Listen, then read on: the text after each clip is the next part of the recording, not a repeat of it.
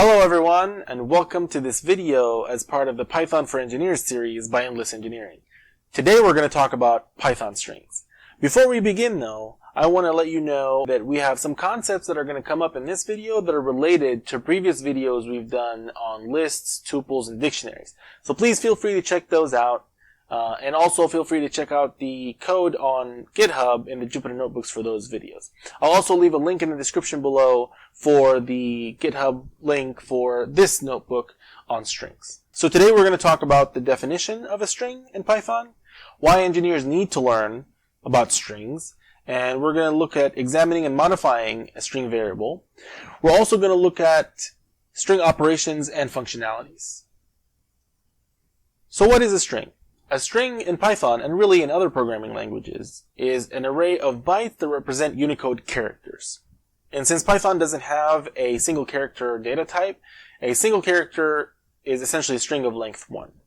And in Python, strings can be created by enclosing characters inside single quotes or double quotes. So let's look at an example of a string in double quotes. This is a string in double quotes. There you have it. String is an array of characters created by double quotes. So what about single quotes? I can do this, and I can say this is a string in single quotes.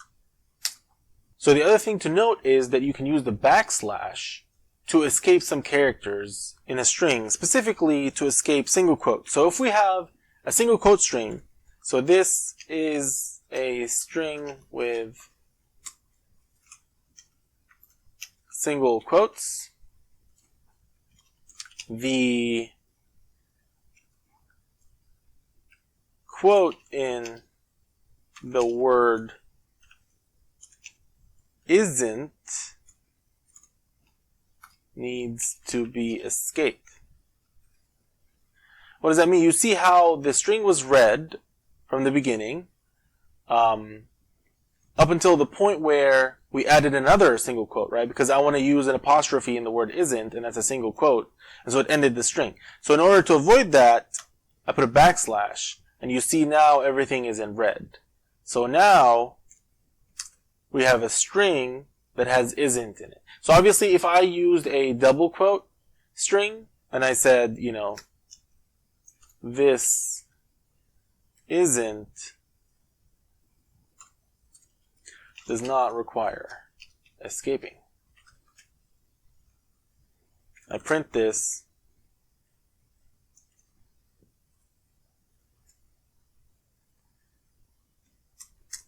Then I see that, this isn't that has the apostrophe, you don't have to escape it. So that's one thing to keep in mind.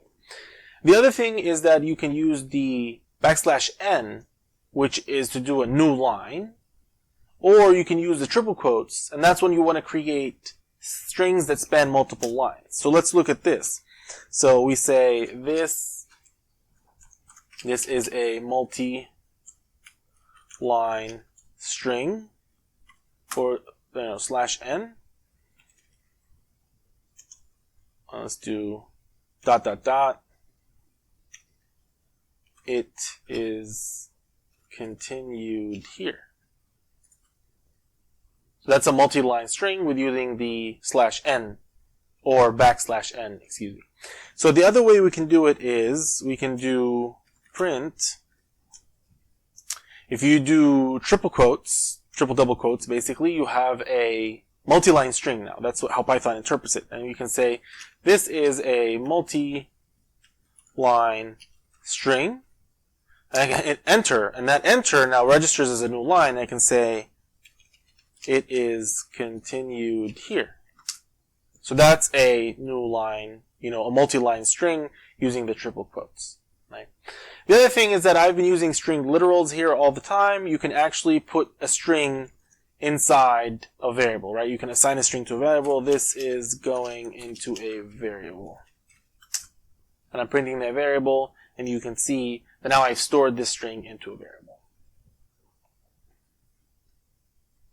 So why do engineers need to learn about strings? In reality, integers and floats dominate a lot of engineering applications, but strings play a vital role as well. Here are some examples that you could use strings with in an engineering application. Is you can display data on a screen. Like if you're displaying measurements or warnings on a screen of a device or on a computer, that's typically done with strings. Storing file names, that's typically done with strings. And also a more practical and like a larger application is, for example, GPS navigation data, otherwise known as almanacs. Those are acquired in string format, and you can download those from the internet or you get them directly from the satellites, and they tell you where all the other satellites are, and you'd have to parse that string to get that information. So strings really do play a vital role in engineering applications, and we need to learn about them. So let's talk about how we can examine and modify strings. Now, when you create a string, it's, like I said, it's an array of characters, and they can be accessed through indexing. So we have this Python string over here. This is Python for engineers. Then I want to access, the first character. So this is indexed by 0. So when I give index 0, I get the first character. What if I want to get the 10th character? You just give it 10. What if I want to get the last character? You just use -1. And this is, again, the same kind of indexing that we used for lists and tuples. So another way to get the last character is to essentially use the total length of the string, right? And I know that there's 27 characters in that string, so that's how I know the last character is at the 27th location. There's actually 28 characters, but since the indexing starts from 0, then 27 is the last one. And now if we want to get the second to last, you can do -2, right? That's, again, the same negative indexing. And also I can get the first character by doing -28. So that's the first character. And why do I do -28? It's, again, because the negative indexing starts from -1 and goes all the way to the -28, while the positive indexing starts from 0, goes all the way to 27. That's just the way indexing in Python works. And these are the results. The first character is a capital T. The 10th character is a T. We have S as the last character. You can go ahead and validate that yourself. We can also apply slicing to strings. So that's basically the ability to get like a substring. So if I want to do the strings between 5 and 15, and if I want to do the first 13 characters in a string, and I want to do the last 14, you can see that, from 5 to 15, you get another string, essentially, when you do slicing, because you get a bunch of characters all in a row in between the indices that you get. And that's also pretty helpful when you want to manipulate and deal with strings. Now, it's also worth mentioning that strings are immutable. So that means you can't really change them after they've already been created, but you can create other strings. So here's an example that I've pre-coded here where we have a string, and then we can add another string to it, and that's typically called string concatenation. And you can see that, we didn't change the original string. We actually just created a new one by adding one to it. Right? So you can't go in and say, the string at index 5 is equal to another character. That's not allowed because the string is immutable. So let's talk about some useful functionality when it comes to strings. So if I want to get the length of a string, I can just use the length functionality. And you can see that that's 65. This string that I wrote here, which is welcome to Python for engineers. I hope you're enjoying it. Then, I can see that, okay, this is a string with 65 characters. What if I want to concatenate strings or add strings together? I can do, this is my string, py string. I can add to it because I sure am. And now you can see my string is welcome to Python for engineers. I hope you're enjoying it because I sure am. Now you see that in this string we have this space here and then we have this space here. So we can actually get rid of that by using the strip functionality.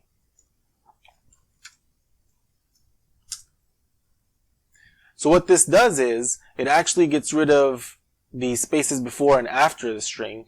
And you can see here, it's more clear when you see it before, but the after one you can't see. But anyway, strip just strips away any white space. Other cool functionalities include, making the string all uppercase and making the string all lowercase. These are actually functions, so we've got to do these parentheses with them. So now you see the Welcome to Python for Engineers. This is all uppercase, and this is all lowercase. And this is helpful because sometimes when you don't really care about case, when your code is not case sensitive or anything like that, you can just make everything caps or everything lowercase, and then you can manipulate the string however way you want.